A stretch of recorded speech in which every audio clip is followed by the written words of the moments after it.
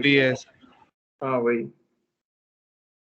चलो, तो Lenz law हमने लास्ट क्लास में पढ़ा था, एक बार मैं जल्दी से समराइज कर देता हूँ।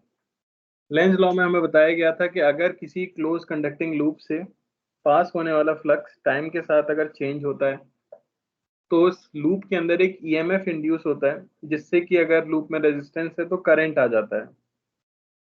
करंट की डायरेक्शन ऐसी होती है कि वो चेंज इन फ्लक्स को अपोज करे, यानी लूप से पास होने वाला फ्लक्स अगर बढ़ रहा है तो वो उसे डिक्रीज करना चाहता है, अगर वो डिक्रीज हो रहा है तो वो उसे इंक्रीज करना चाहता है। इसके ऊपर हमने कई सारे क्वेश्चंस कर लिए थे,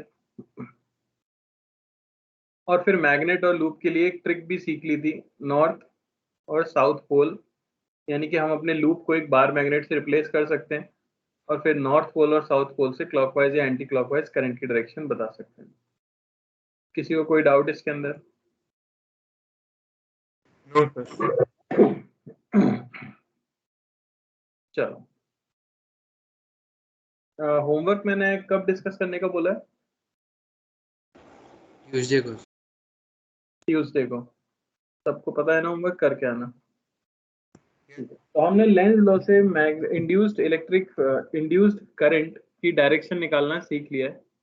अब हमें देखना है कि कितना मैग्नीट्यूड में ईएमएफ जनरेट होता होगा, तो वो हम देखेंगे फैराडेज लॉ से।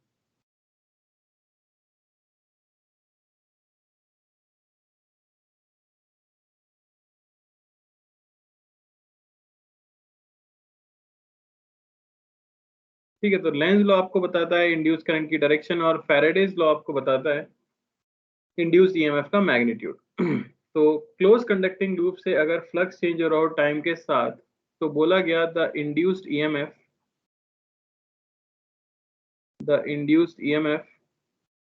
through a loop, through a conducting loop,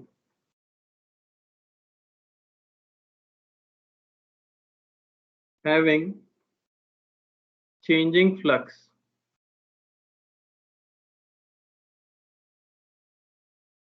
is given as E is equal to minus d phi by dt। इसे कहते हैं हम फैराडेज लॉ। यानी कि rate of change of flux with respect to time is called the induced EMF in the loop. जहां ये minus sign क्या represent कर रहा है? ये रिप्रेजेंट कर रहा है लेंज लॉ को। ये बता रहा है कि ईएमएफ इस तरह से इंड्यूस होगा कि वो फ्लक्स में होने वाले चेंज को क्या कर सके? अपोज कर सके। नोट डाउन कर लो सभी लोग।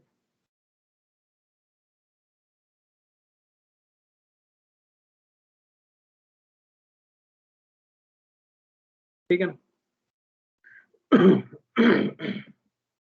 चलो, मैं आपको एग्जांपल करके बताता हूँ इसके ऊपर।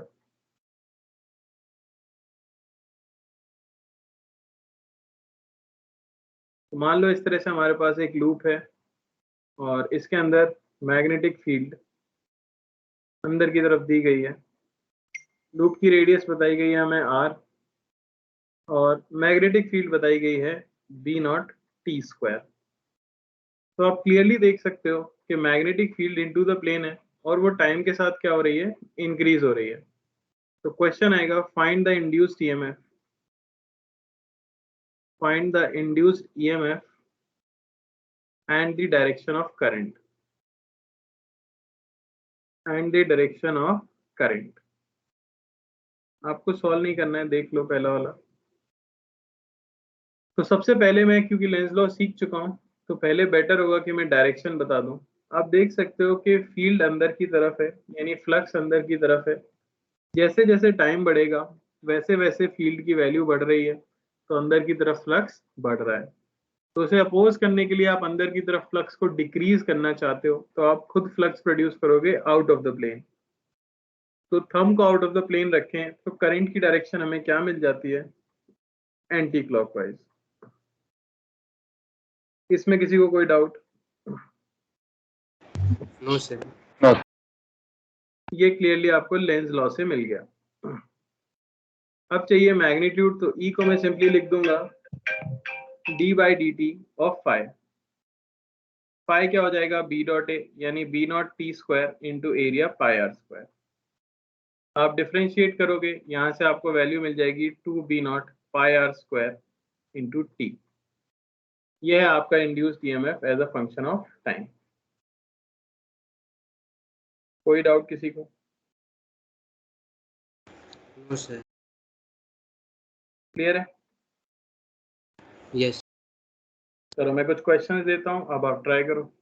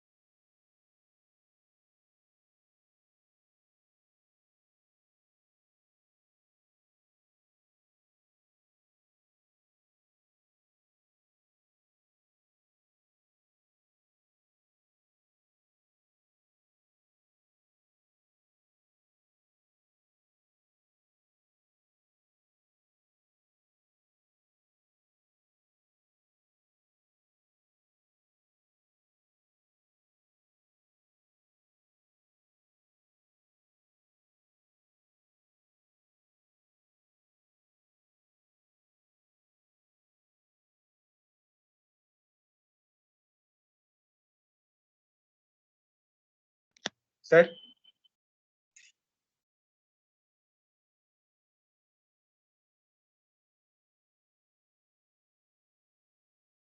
हाँ बोलो।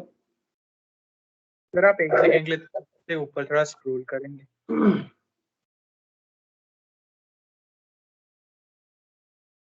सर सबसे ऊपर वो थोड़ा सा छुट गया।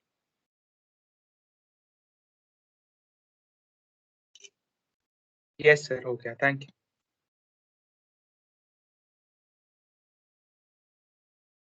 हो गया सर। हो गया। दोनों में तो एंटी इसमें क्लॉकवाइज आ रही है। दोनों में करंट एंटी क्लॉकवाइज होगा। ठीक है, पहले देखते हैं इसमें डायरेक्शन। तो magnetic field into the plane है और वो लगातार क्या हो रही है, बढ़ रही है। आप डिक्रीज करना चाहते हो, आप फील्ड बाहर प्रोड्यूस करोगे, थंब बाहर रखोगे, करंट तो आपको क्लियरली मिल जाएगा एंटी क्लॉकवाइज। तो current is anti clockwise.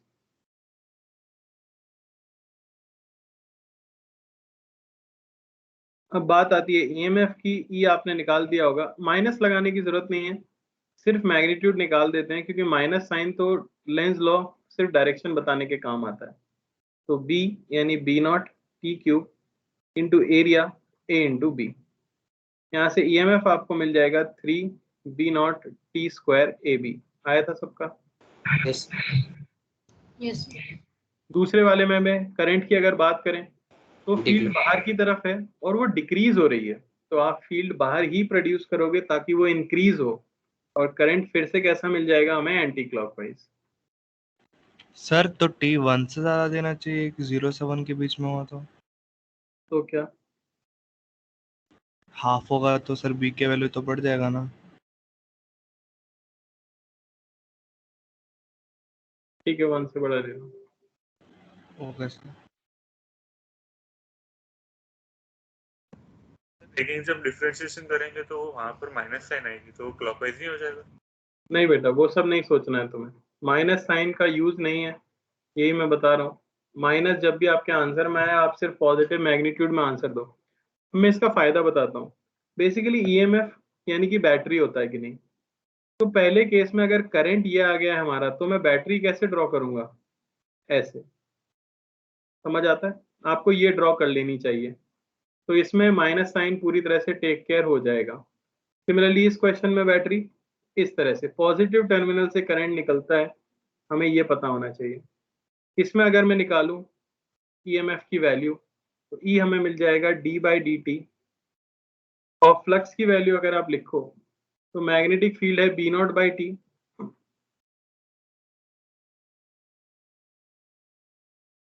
B naught by t into A, जो कि है पाई आर स्क्वायर। ईएमएफ यहां से आपको मिलेगा pi r square B naught into -1 by t square, है ना? यही कह रहे थे आप? यस पर सर। मैग्नीट्यूड से मतलब है, तो माइनस पे हम ध्यान नहीं देते, बाई टी स्क्वायर। तो क्या है, बैटरी की पोलैरिटी पहले ही लेंस लॉ की हेल्प से ड्रॉ कर लो, वरना कंफ्यूजन होगा। क्लियर हुआ? Yes sir. यस चलो। सर हाँ, सर नेगेटिव साइन का एक बार वापस बता सकते हैं क्या बोला आपने? नहीं समझ नहीं काउंट करना होता नेगेटिव साइन को, नहीं यूज करना होता। अगर आंसर नेगेटिव भी आ रहा है तो पॉजिटिव आंसर बताओ, और जो डायरेक्शन है वो आप लेंस लॉ से देख लो। Okay sir.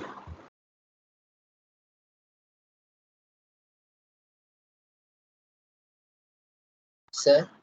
हम्म, सर ये अभी क्लास का पहला क्वेश्चन। नहीं बेटा, ये तीसरा क्वेश्चन है, 3 लिखा है उसके आगे।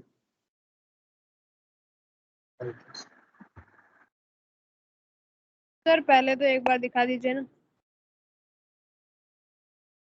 एक सेकेंड।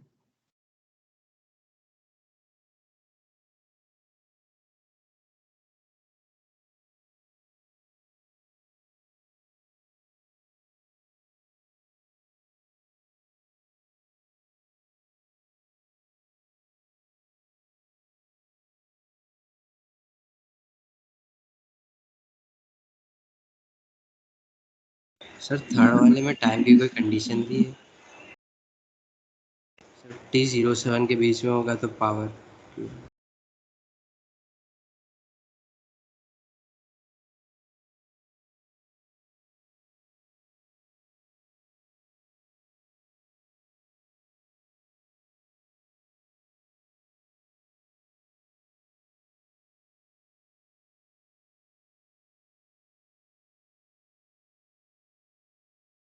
हम्म,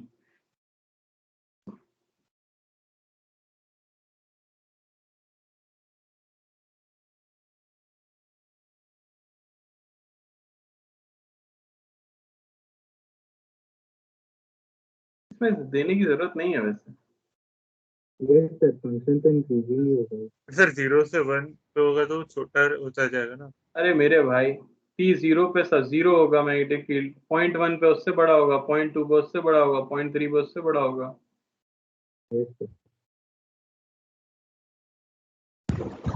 1 से 0 की तरफ चले जाओगे क्या उल्टा? ये देख लो पहले दो क्वेश्चन जिन्होंने मिस कर दिया। नहीं सर, तीसरे में नहीं चाहिए, सही है।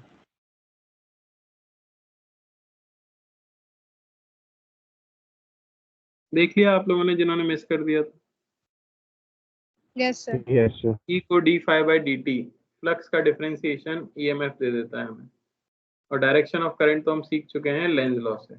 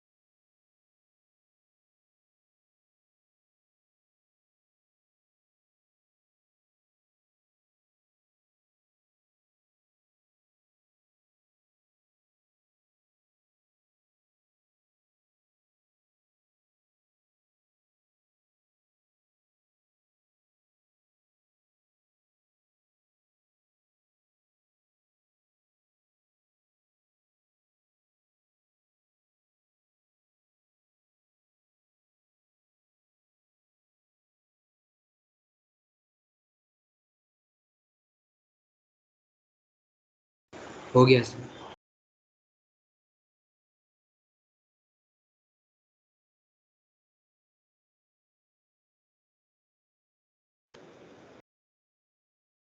थर्ड का आंसर क्या आया? क्लॉकवाइज डायरेक्शन पहले का। पहले तो बताना पड़ेगा, देख कहाँ से रहा है, मैं बताना भूल गया। ऊपर से देख रहे हो? क्लॉकवाइज। ऊपर से हाँ, देख रहे हो? ऊपर से क्लॉक। ऊपर से क्लॉकवाइज। ठीक है, सबसे क्लॉकवाइज पहले और करंट वैल्यू पता टू बी करने नॉट के लिए टी क्यूब मैं देखूंगा कि फ्लक्स जो है वो ऊपर की तरफ है पहले से, और फील्ड ऊपर की तरफ बढ़ रही है, यानी फ्लक्स ऊपर की तरफ बढ़ रहा है। तो आप घटाना चाहोगे, आप फ्लक्स प्रोड्यूस करोगे नीचे।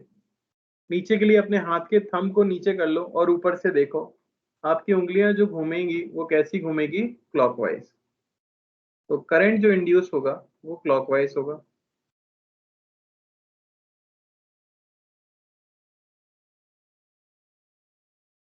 है ना? अब ईएमएफ की बात करते हैं। ईएमएफ हो जाता है d by d t of flux, यानी B into area into cos of, क्या लिखूंगा मैं बीच का एंगल? 60 डिग्री। यह वेक्टर ये है 60 डिग्री। तो ये एंगल लिया जाता है जो कि 60 डिग्री होगा। तो यहाँ आ जाएगा कॉस ऑफ 60 डिग्री। इसी को डिफरेंशिएट कर दोगे अगर आप, तो आपको यहाँ से मिल जाएगा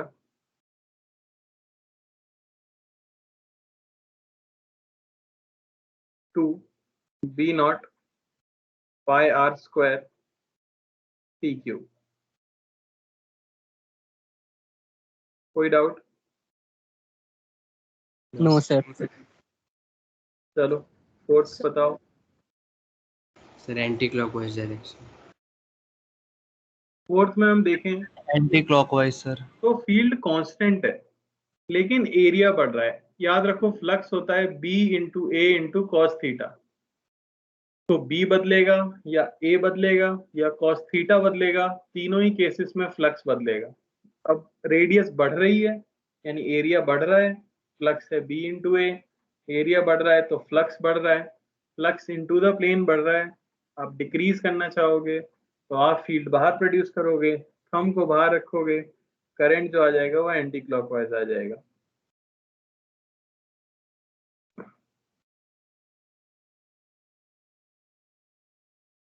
कोई दिक्कत? फिर ईएमएफ के लिए क्या लिख देंगे? D by d t of flux, यानी B B naught into area pi r square.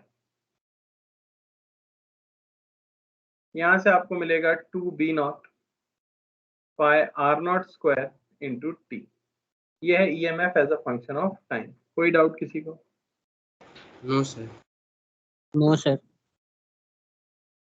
चलो अगला ट्राई करो, क्वेश्चन नंबर 5।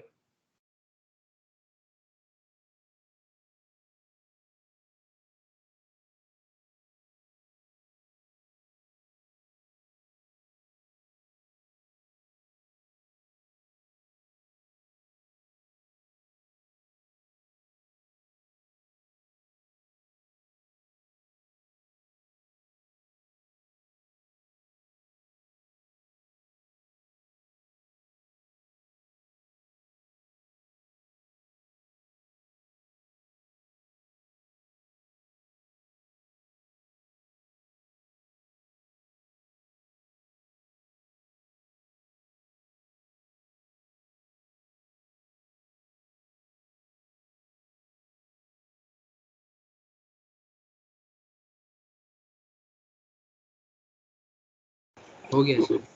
हो गया सर।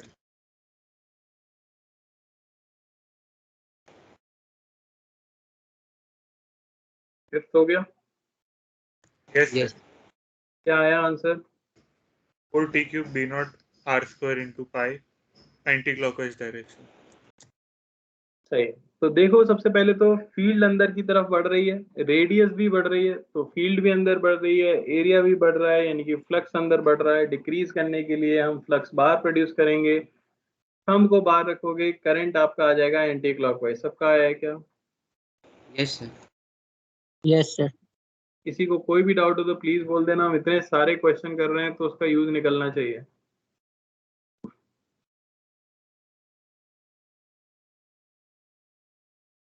चलो ईएमएफ निकाल देते हैं, तो ईएमएफ हो जाएगा d by d t of simply magnetic field यानी B naught t square into area जो कि है पाई r square.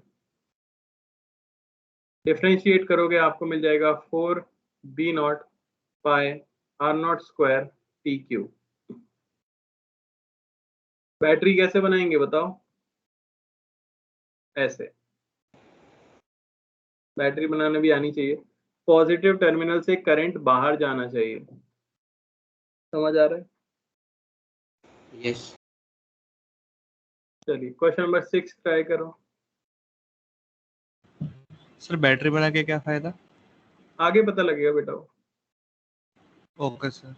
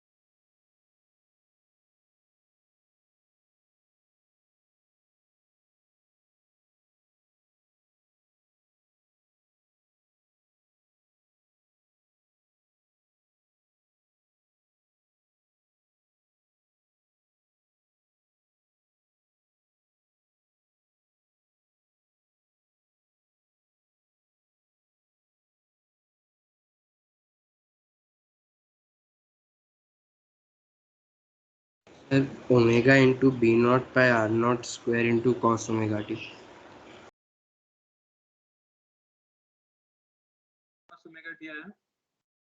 Sir sine omega दिया है। सभी लोग ट्राई करो जरा। 1 मिनट का टाइम और दे रहा सर हूँ। साइन ओमेगा टी आएगा, साइन आएगा। चलो देखो, इसमें फील्ड भी कांस्टेंट है और एरिया भी कांस्टेंट है, लेकिन जैसे ही आप देख सकते हो कि अगर ये रोटेट होना स्टार्ट करेगा तो जो एरिया वेक्टर अभी आउट ऑफ द प्लेन है उसका एंगल बदलने लग जाएगा। तो अगर ये ओमेगा से रोटेट कर रहा है तो किसी भी टाइम टी पर जो फ्लक्स होगा उसकी वैल्यू होगी magnetic field into area into cos of angle between area vector and magnetic field. तो t इज इक्वल टू 0 पर अगर angle between area vector and magnetic field 0 degree है तो t टाइम में कितना एंगल आ जाएगा? Omega T. समझ आया? इसी को डिफरेंशिएट करके हमें ईएमएफ मिलने वाला है d phi by d t. अब डिफरेंशिएट करोगे आपको मिल जाएगा यहाँ से minus b naught omega pi r square sine omega t. या माइनस साइन जरूर आ रहा है पर वो भी लेंस लॉ की वजह से ही आ रहा है। तो यहाँ आप देख सकते हो कि जो आपका ईएमएफ है वो साइनोसॉइडली वेरी कर रहा है, ठीक है ना? तो ऐसे ईएमएफ को कहा जाता है ऑल्टरनेटिंग ईएमएफ, ऑल्टरनेटिंग ईएमएफ। और यही प्रोड्यूस करता है ऑल्टरनेटिंग करंट या एसी करंट जो हमारे घरों में आता है। ये हमारा एक चैप्टर भी है पूरा ऑल्टरनेटिंग करंट जो हमें आगे चल के पढ़ना है। तो ये उसका एक एग्जांपल था कि कैसे उसे प्रोड्यूस करते हैं। क्लियर हुआ? यस।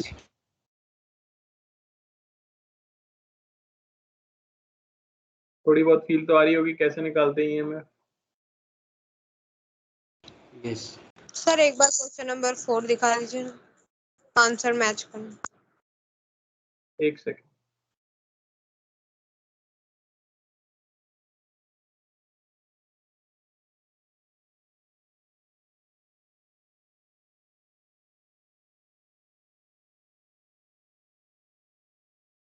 दिखा? यस सर, हो गया।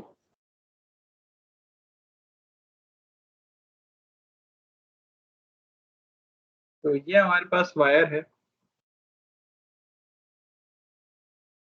और ये हमारे पास एक लूप है। ये साइड ए है, ये साइड बी है और ये एंगल आपको दिया गया है L, मतलब ये डिस्टेंस दी गई है L। लूप के अंदर करंट हमें पता है I की वैल्यू है I0t²। तो आपको बताना है पहली चीज EMF इंड्यूस्ड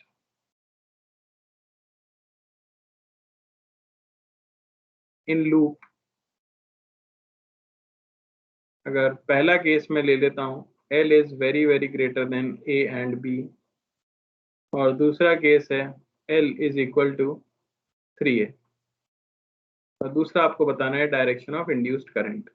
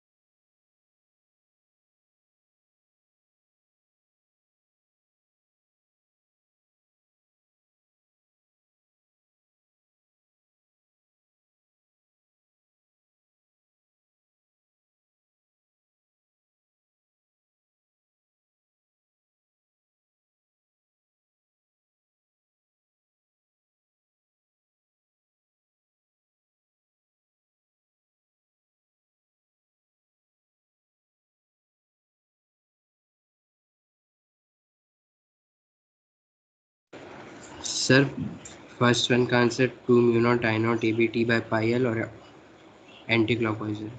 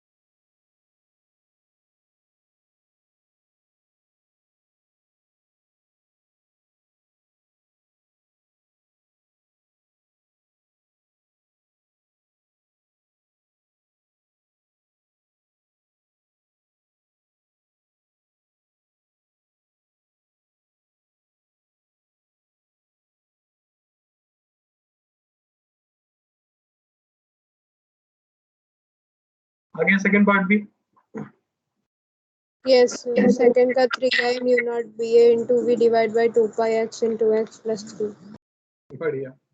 तो पहले पार्ट में देखो EMF, सबसे पहले तो ये देख लेते हैं कि फील्ड की डायरेक्शन तो इनटू द प्लेन है ना, और जैसे जैसे टाइम बढ़ेगा करंट बढ़ेगा तो फील्ड भी अंदर बढ़ेगी। तो अपोज करने के लिए ऑब्वियसली फील्ड हम बाहर बनाएंगे, यानी कि करंट तो हमारा एंटी क्लॉकवाइज ही आने वाला है बोथ केसेस के लिए, ठीक है। तो करंट इज एंटी क्लॉकवाइज।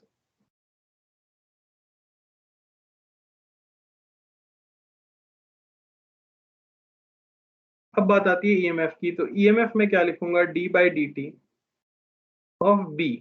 तो क्योंकि एल बहुत बड़ा है ए और बी से, तो पूरे लूप के लिए फील्ड को कांस्टेंट मान सकते हैं, और वो हो जाएगी म्यू नॉट आई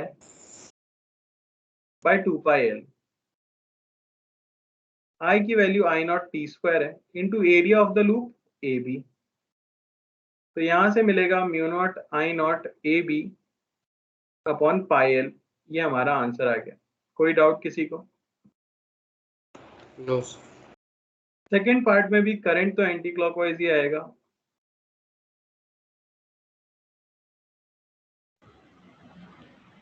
सर 2t। क्या हुआ? सर 2t टी रह गया, टी रह गया, अच्छा, टी रह गया सर। ईएमएफ को हम लिख देंगे डी बाई डी टी। अब मैं क्या लिखूं यहाँ पर, तो उसके लिए मुझे फ्लक्स चाहिए था, पर आप देख सकते हो अगर एल 3a के इक्वल है, यानी हर जगह पर फील्ड अलग अलग होगी, तो हर छोटे से पोर्शन से फ्लक्स भी अलग अलग होगा। तो फ्लक्स को कांस्टेंट करने के लिए हम x डिस्टेंस पे जाते हैं और एक dx थिकनेस का रीजन कंसिडर करते हैं।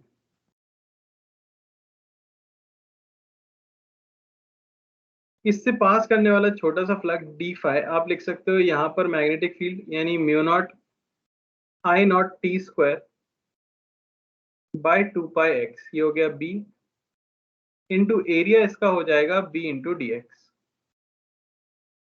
इसी को मैं इंटीग्रेट करूंगा l यानी कि 3a से लेके l प्लस a यानी कि 4a तक। समझ आया?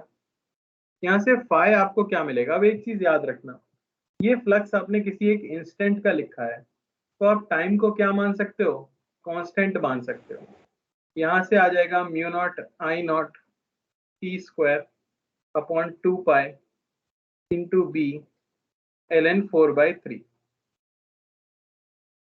आया या नहीं? ईएमएफ हमें यहाँ से अब simply d phi by d t, पहले मैंने x के रिस्पेक्ट में इंटीग्रेट करके टोटल फ्लक्स निकाला था, अब मैं उसे टाइम के रिस्पेक्ट में डिफरेंशिएट कर रहा हूँ, है ना। तो अगर आप डिफरेंशिएट करते हो टाइम के रिस्पेक्ट में, तो यहाँ से आपको मिलेगा mu naught I not be T by pi ln 4/3। कोई डाउट किसी को? नो सर वो टाइम वाला एक बार फिर से बताइए। इंटीग्रेशन के अंदर टाइम भी था और x भी था, पर हम इंटीग्रेट कर रहे हैं dx के रिस्पेक्ट में, यानी हमने किसी एक इंस्टेंट पे लूप से पास होने वाला फ्लक्स लिखा है। तो अगर हमने इंस्टेंट पे लिखा है तो टाइम उस इंस्टेंट के लिए कांस्टेंट है, तो उसे इंटीग्रेशन के बाहर एज इट इज लाया जा सकता है। Okay sir. और कोई डाउट? नो।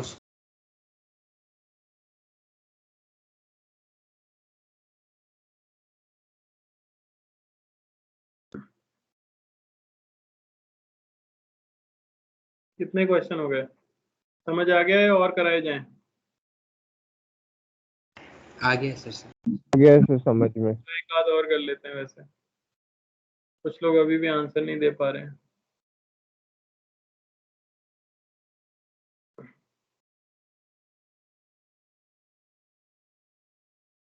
सर 1 मिनट ऊपर कीजिए ना। कॉपी करना बेटा, जी सर। थोड़ा रुक जाओ।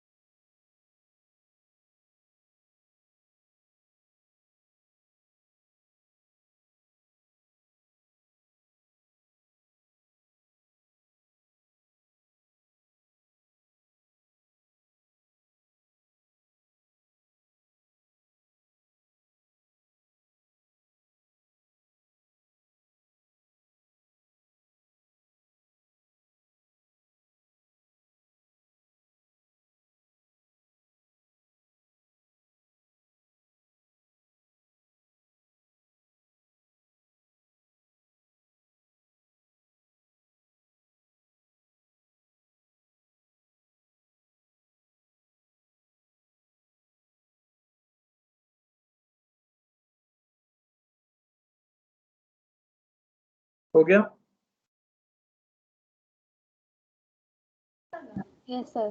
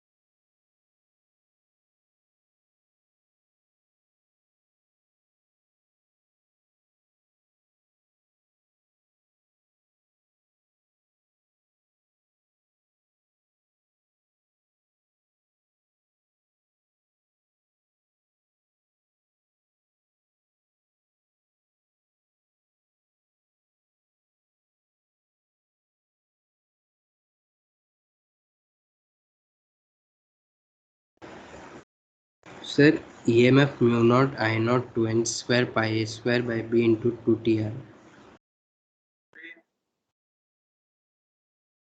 और किस किस का आ गया?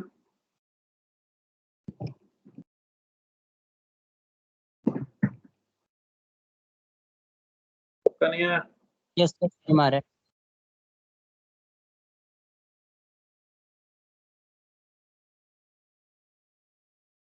सबसे पहले तो डायरेक्शन देख लेते हैं। मैग्नेटिक फील्ड आ रही है इनटू द प्लेन।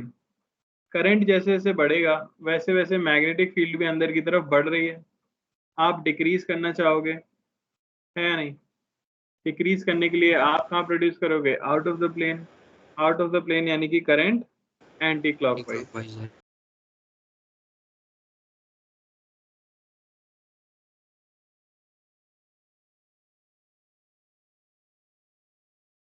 अब हम सीधे सीधे से लिख सकते हैं कि ईएमएफ कितना होगा। ईएमएफ हो जाएगा d by d t of flux. अब क्योंकि बी की रेडियस बहुत बड़ी है ए से, तो ए को ऑलमोस्ट सेंटर पे ही माना जा सकता है। तो रिंग के सेंटर वाला formula Mu naught I by 2. I by 2r यानी कि 2b। अब ये तो एक लूप की वजह से हुआ, पर बाहर 4n टर्न्स हैं तो इंटू 4n करना पड़ेगा। ये हुआ मैग्नेटिक फील्ड सेंटर पे। इंटू एरिया लेंगे छोटे वाले लूप का, तो पाई ए स्क्वायर इंटू उसमें भी n टर्न्स हैं तो n लूप का एरिया इंटू n लिख दिया। यहाँ से आपको ईएमएफ की वैल्यू जो मिलेगी वो मिल जाएगी mu naught I naught 4 times n square pi a square by b. ये आया था? Yes, sir. Yeah. चलो भाई, कोई डाउट किसी को? टी लिखना मैं हमेशा भूल जाता हूँ। एक टी। सर वहाँ पे पाई ए स्क्वायर के साथ एन क्यों मल्टीप्लाई हुआ? बेटा सेंटर में कितने लूप हैं? एन है सर। तो हर लूप का फ्लक्स लिखोगे ना। अच्छा ओके सर, हर का टोटल लिखना। फ्लक्स लिखने के लिए हमेशा नंबर ऑफ टर्न्स को हमें काउंट करना पड़ेगा। Okay sir, okay sir. ठीक है, कोई डाउट तो नहीं है? No, sir. चलो और एक कर लेते हैं। सर ऐसे क्वेश्चन एग्जाम में आते हैं या सिर्फ आपकी प्रैक्टिस के लिए करूँगा। नहीं, बिल्कुल आ सकते हैं, मेंस वगैरह में तो आ ही जाते हैं।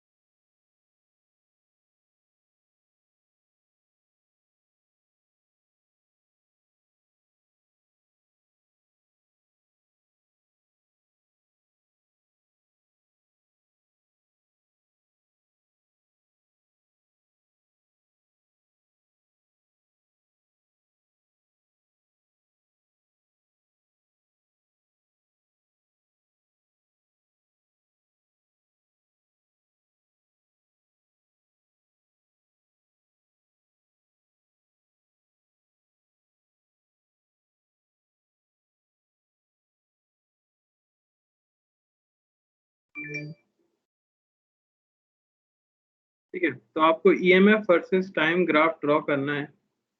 एक लूप जस्ट एज पे था, t इज इक्वल टू 0 पे, और एंटर करना शुरू करता है with a speed of l metre पर सेकेंड। ठीक है ना।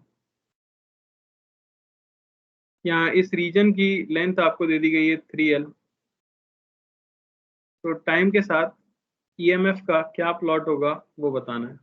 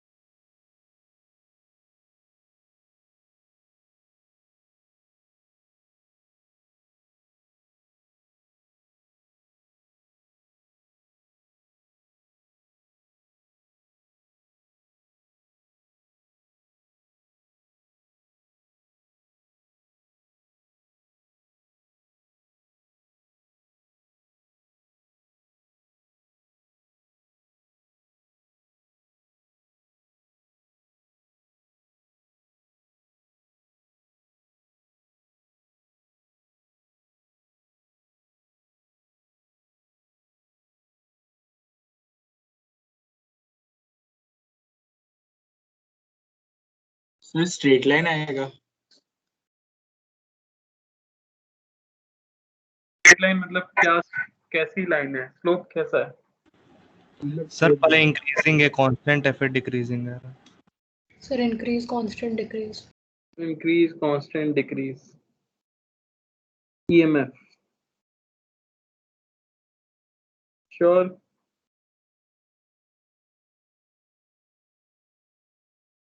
स्लोप 0 आएगा। स्लोप 0 आएगा।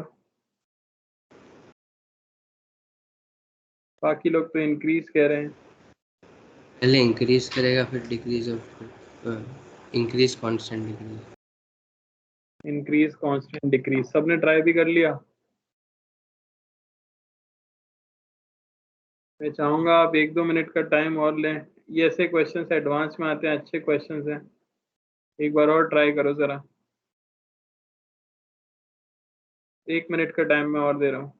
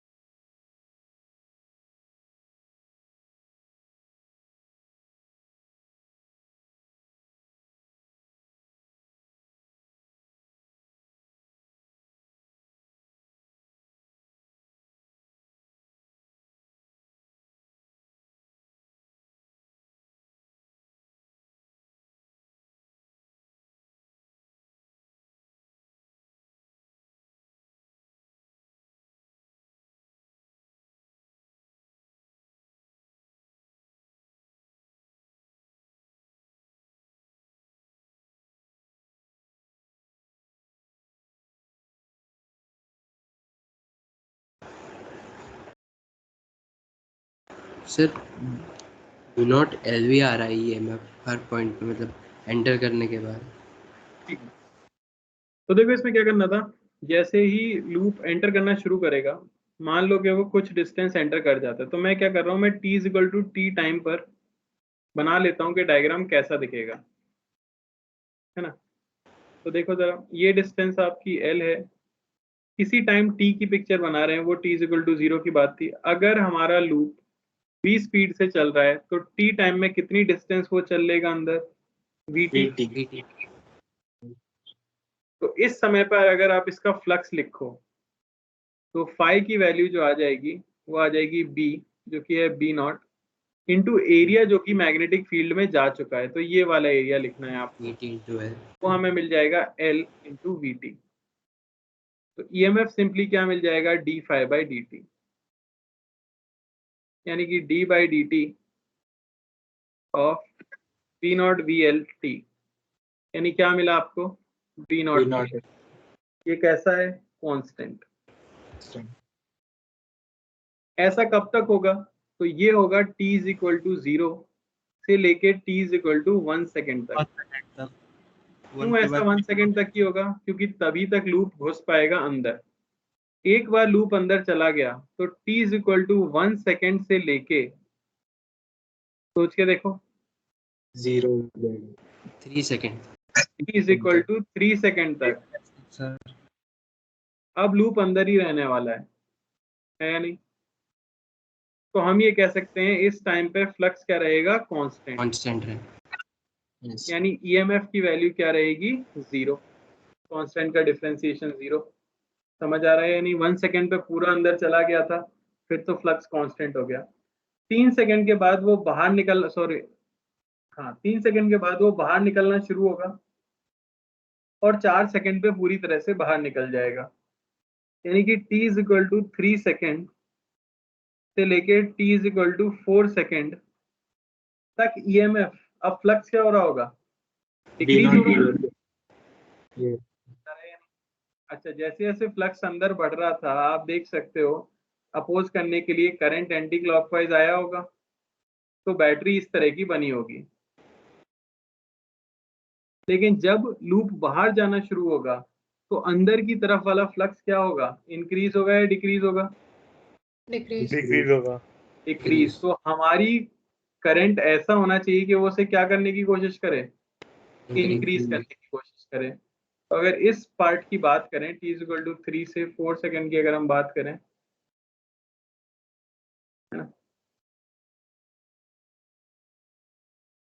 तो आप देख सकते हो कि 3 सेकेंड से 4 सेकेंड तक कुछ इस तरह की सिचुएशन रहने वाली है। लूप हमारा बाहर जा रहा होगा v वेलोसिटी से, और इस बार आपको अंदर का फ्लक्स इंक्रीज करना है, तो करंट की डायरेक्शन कैसी आएगी, ऑपोजिट आएगी। हाँ, ईएमएफ की वैल्यू में चेंज आएगा क्या, कुछ नहीं, रेट सेम है, तो ईएमएफ फिर से क्या आने वाला है, पीवीएल आने वाला है। बस पोलैरिटी क्या हो चुकी है, डिफरेंट। पोलैरिटी क्या हो चुकी है, डिफरेंट। तो इसका ग्राफ अगर मैं प्लॉट करूं,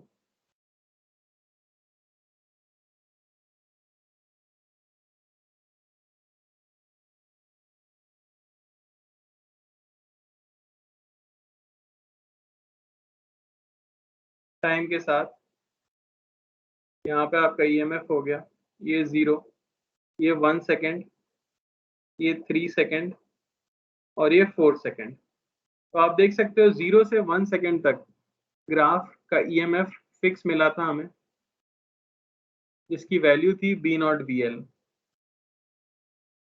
1 सेकेंड से लेके 3 सेकेंड तक लूप अंदर था, यानी ईएमएफ की वैल्यू आपको मिली थी 0।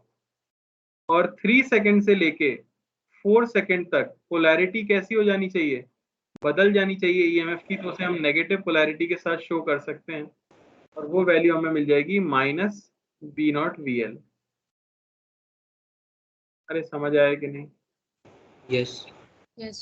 इस तरह के क्वेश्चन एडवांस में पूछे जाते हैं, जहाँ जनरली ग्राफ वगैरह पूछ लेते हैं, तो आपको इस तरह से करना था।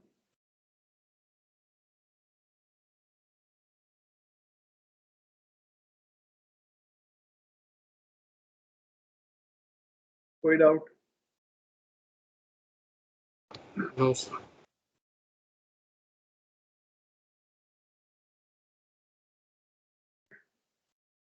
क्लियर है? Yes, sir. ठीक है। अच्छा, मैंने होमवर्क क्या दिया था लास्ट टाइम? Sir, लेवल 1 करना है। लेवल 1 तक हाँ सर, उसका Yes, set sir. 2 magnetic field का। Yes, हाँ, sir.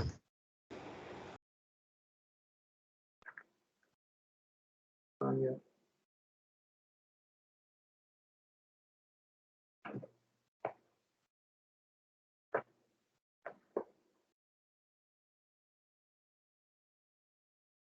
क्लास के बारे में कुछ बताया गया है क्या अपने क्लास? तो फॉर्म आया है उसका। फॉर्म आया है, उसमें Yes, लिखा है sir. डेट कब से है? नहीं सर, तो अभी देखा सारे नहीं मैंने। भरेंगे उसके बाद बोलेंगे। हम लोगों को तो नेक्स्ट मंडे से हर दिन जाना है।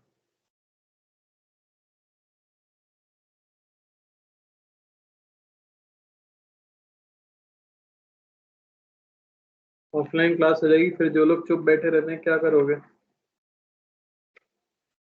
अब तो मैं तुम्हारे सामने खड़ा हूँगा, तुम्हारी शक्ल भी देख पाऊंगा, तुम्हें क्लास से बाहर भी कर पाऊंगा। पावर्स तो वो लोग लौटाएंगे, ऑनलाइन करेंगे। टीचर्स के पास power लौटाएंगी।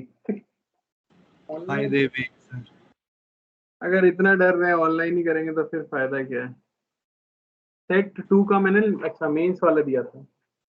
Yes Yes, sir. Yes, sir. Yes sir. आगे ट्राई कर रहे हो कि नहीं? हाँ सर। आगे भी करते चलना, क्योंकि अपना खत्म तो हो ही चुका था चैप्टर। EMI आगे ही चल रहा है, ठीक है। सर बस वो गैल्वेनोमीटर रूल्स का बाकी है थोड़ा। वो सब तो क्लासिकल मैग्नेटिज्म में आता है, मैंने कहा था ना, हाँ, विश्वास रखा करो वही यार। वाले क्वेश्चन बाकी सारे हाँ, उनको करेंगे। छोड़ दो, उनको अभी छोड़ दो, जब हम लोग वो पढ़ेंगे तब कर लेंगे, है ना।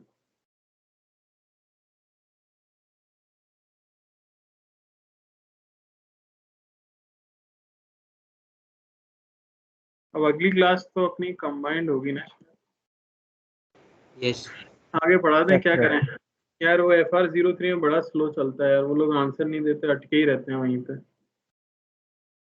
वहाँ पे यहीं तक हुआ है।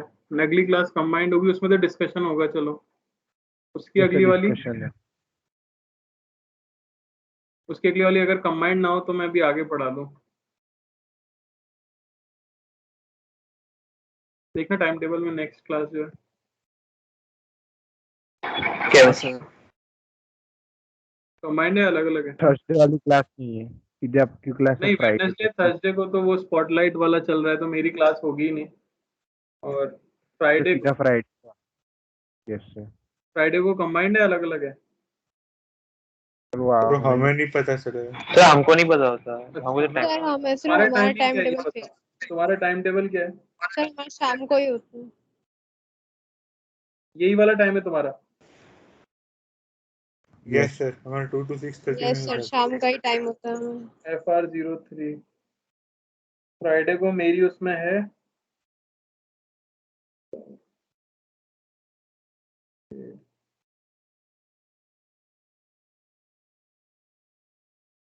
पढ़ा दो सर आगे। अरे पढ़ा दो, तुम्हारा तो क्या जाएगा? अगर कंबाइंड हुई तो हमें फिर बैठे रहना पड़ेगा तुमको। चलो शायद कंबाइंड नहीं है, पढ़ा ही सकते हैं, है ना। चलो, तो ये हो गया किस तरह से आप एक लूप के लिए एक इंड्यूस्ड EMF की वैल्यू और करंट की डायरेक्शन कैलकुलेट करते हो। इतने क्वेश्चन के बाद तो शायद किसी को डाउट बचना नहीं चाहिए, है ना। Yes. चलो, लूप आपका खत्म हुआ, आगे चलते हैं और पढ़ते हैं मोशनल EMF।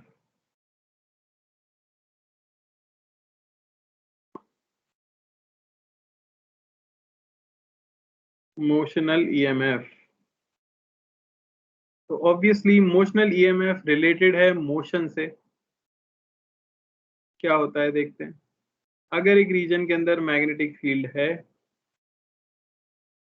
जैसे कि B, और आपके पास एक कंडक्टिंग वायर है कुछ इस तरह से, और वो वायर मूव कर रहा है वेलोसिटी v से। तो देखा गया कि उस वायर के जो एंड्स हैं p और q, उनके बीच में एक पोटेंशियल डिफरेंस डेवलप हो जाता है। तो a potential difference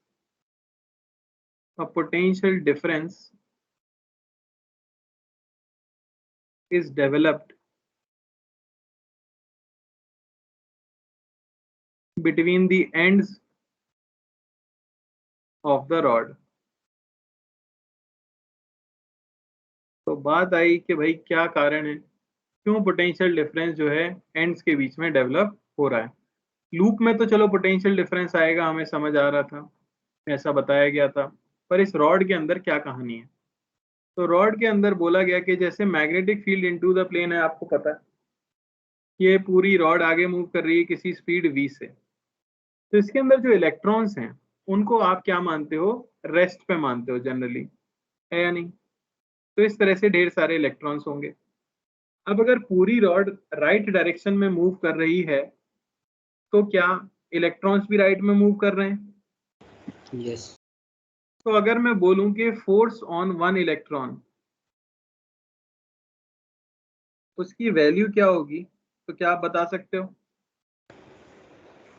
सर हो जाएगी Q EBV। P cross B, सही है या नहीं?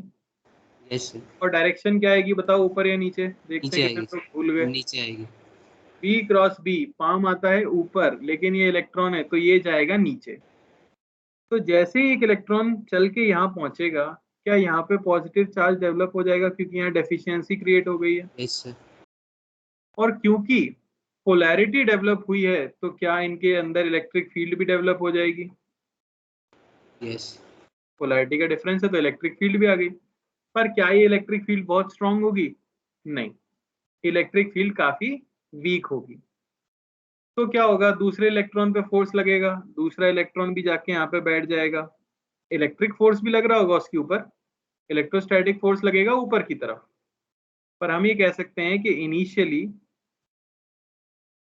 जो मैग्नेटिक फोर्स है वो बड़ा होगा इलेक्ट्रिक फोर्स से, है ना। तो इलेक्ट्रॉन नीचे आके बैठ जाएगा, जिससे यहाँ और डेफिशिएंसी क्रिएट होगी, जिससे पोलैरिटी डिफरेंस बढ़ेगा और इलेक्ट्रिक फील्ड की मात्रा भी बढ़ जाएगी। अब जो इलेक्ट्रिक फोर्स अगले इलेक्ट्रॉन पे लगेगा वो ज्यादा होगा। मान लो अगला इलेक्ट्रॉन भी यहीं आ गया, यहाँ पोलैरिटी और बढ़ गई।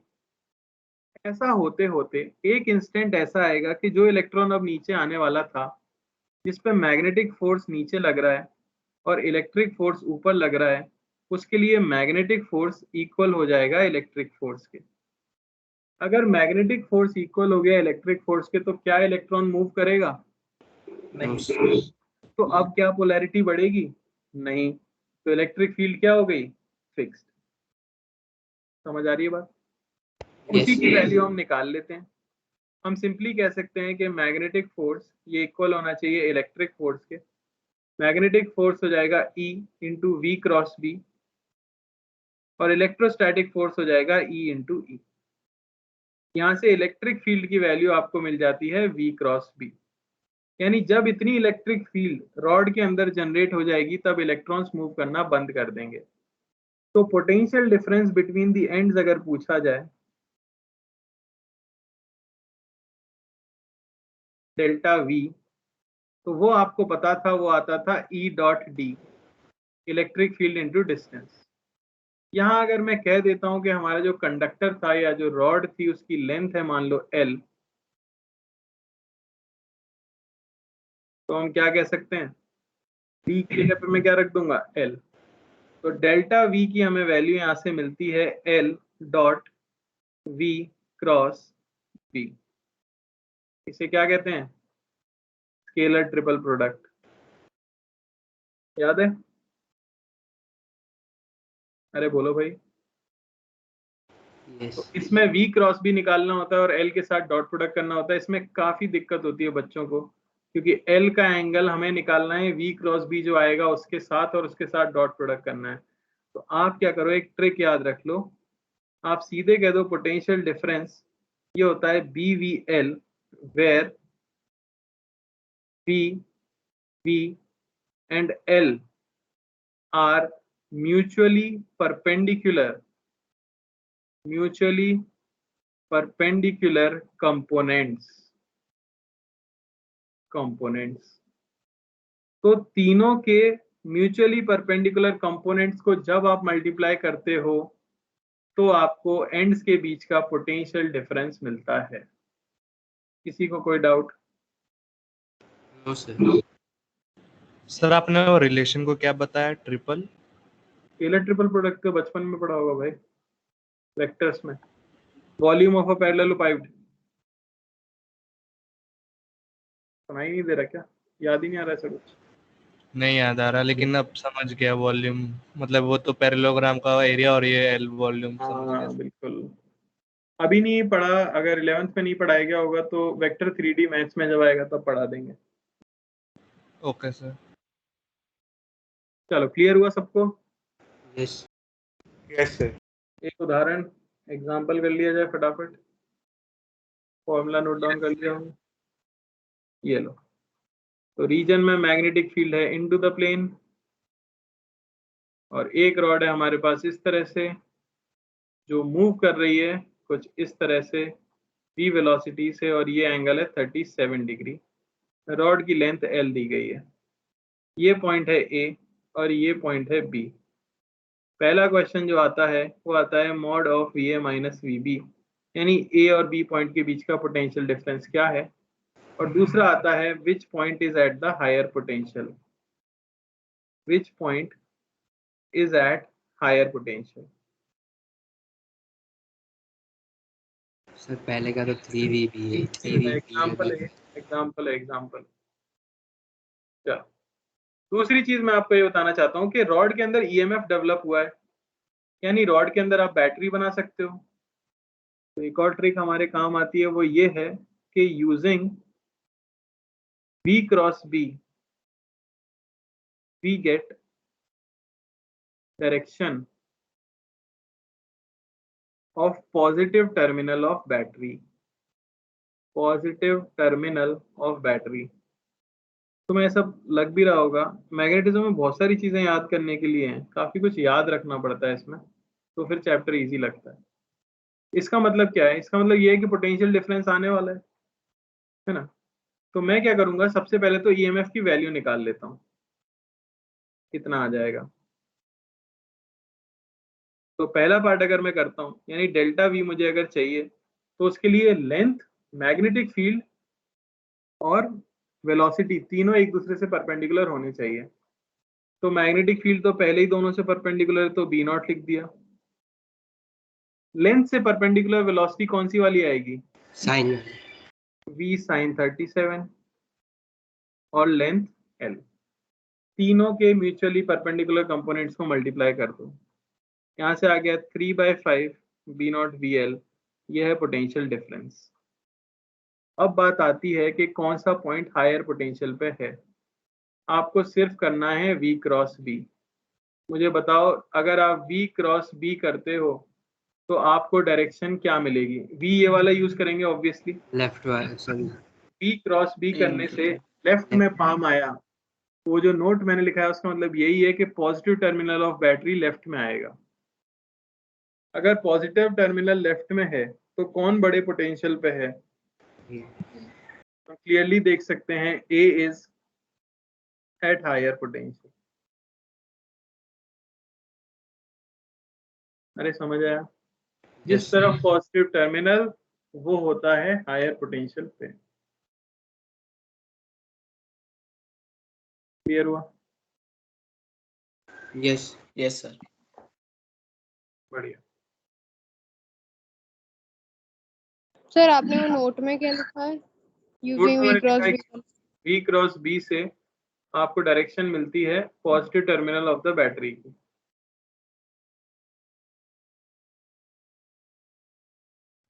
सर हाँ भाई, सर ये वाला क्वेश्चन रिपीट कर सकते हैं, मैं डिस्कनेक्ट हो गया था। अगला कर देंगे बेटा, सेम ही चीज है, ओके सर। फॉर्मूला यूज करना है बस, और कुछ नहीं।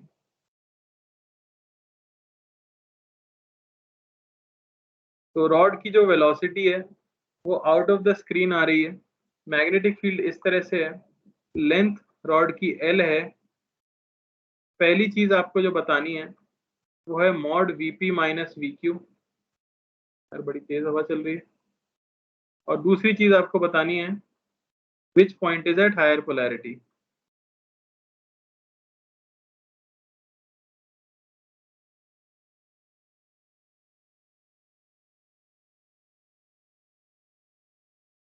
समझ आया भाई? यस और जिन्होंने ऊपर वाला मिस किया था बेटा, मुझे बस कुछ नहीं करना, V, V और L तीनों के म्यूचुअली परपेंडिकुलर कंपोनेंट्स को मल्टीप्लाई कर देना है। देखो मैंने वो किया है। फिर V क्रॉस B से जो पाम की डायरेक्शन हो वो बैटरी के पॉजिटिव टर्मिनल की डायरेक्शन होती है, ये याद रखना है। तो उससे पता लग जाएगा कौन हायर पोटेंशियल पे है। जिस तरफ पॉजिटिव टर्मिनल होगा वो हायर पोटेंशियल पे है। तो क्या होगा? Okay sir, thank you sir.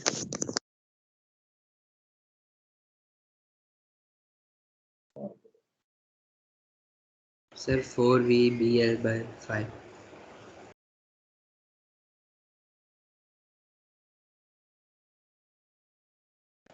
P point higher potential. Q point higher potential. तो हो लड़ाई हो गई है, तो कोई एक ही सही होगा। P सर, वो गलत अंगूठा रखे। अरे P गलत, दो ही तो अंगूठे हैं। नहीं सर, वो मतलब आउट ऑफ द स्क्रीन रखा था तो गलती से दिया था। P आएगा। बढ़िया। तो सबसे पहले तो मैग्नीट्यूड निकाल लेते हैं डेल्टा V का। तो लेंथ और वेलोसिटी तो पहले से परपेंडिकुलर है, तो L इंटू V तो हो ही गया, इंटू मैग्नेटिक फील्ड का ये वाला कंपोनेंट लेना पड़ेगा, तब लेंथ के परपेंडिकुलर आएगा, यानी कि B sin 53 डिग्री। समझ आया? यानी 4/5 BVL यह है पोटेंशियल डिफरेंस। और कौन हायर पोटेंशियल पे है, इसके लिए बैटरी बना लूंगा। तो V क्रॉस B करो, V की तरफ थंब, B की तरफ फिंगर टिप्स, किधर आया? लेफ्ट में। यानी कि कौन हायर पोटेंशियल पे है? P is at higher potential. अरे क्लियर हुआ या नहीं? Yes sir. Yes sir, clear. अब इसके ऊपर और डिफरेंट टाइप के क्वेश्चन करेंगे हम अगली क्लास में।